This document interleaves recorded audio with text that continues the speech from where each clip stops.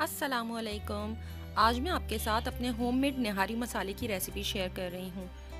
निहारी का फ्लेवर उसके स्पेशल गरम मसाले की वजह से होता है। तो आइए तैयार करते हैं। इसके लिए हमें ज़रूरत है लाल मिर्च पाउडर 6 खाने के चम्मच, सौंफ 6 खाने के चम्मच, खसखस 6 खाने के चम्मच, भुने चने 3 खाने के चम्मच, सौंठ 3 खाने के चम्मच,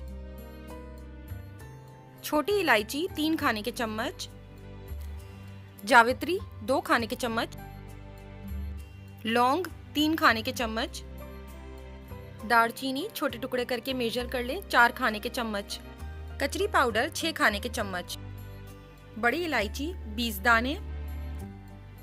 सबसे पहले एक बड़े बाउल में बड़ी इलायची, छोटी इलायची, भुने चने, कचरी पाउडर, सौंफ, लौंग, दालचीनी, खसखस, जावित्री, लाल मिर्च पाउडर और सौंठ पाउडर को शामिल करें और अच्छी तरह से इन्हें मिक्स कर लें।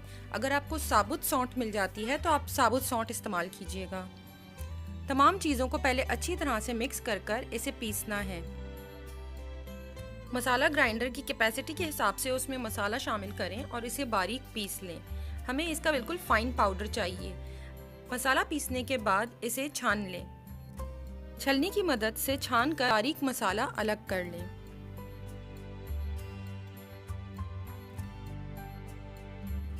अच्छी तरह से मसाले को छानने के बाद जो मसाला छन्नी में बच जाए आप उसे दोबारा से फूड प्रोसेसर में डालें और मज़ीद एक्स्ट्रा मसाला उसमें शामिल करके इसे दोबारा से पीस लें। इसी तरह से तमाम मसाले को बारीक पीस लें और फिर इसे छान लें ताकि आपको बिल्कुल फाइन पाउडर मिल जाए।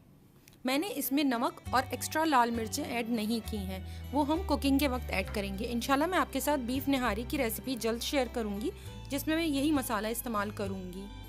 जब तमाम मसाला तैयार हो जाए तब आप इसे एयर टाइट जार या फिर जिपलॉक बैग में भरकर रख लीजिए। अगर आपने फ्रेश इंग्रेडिएंट्स इस्तेमाल किए हैं तो फिर ये काफ़ी अरसे तक चल जाएगा।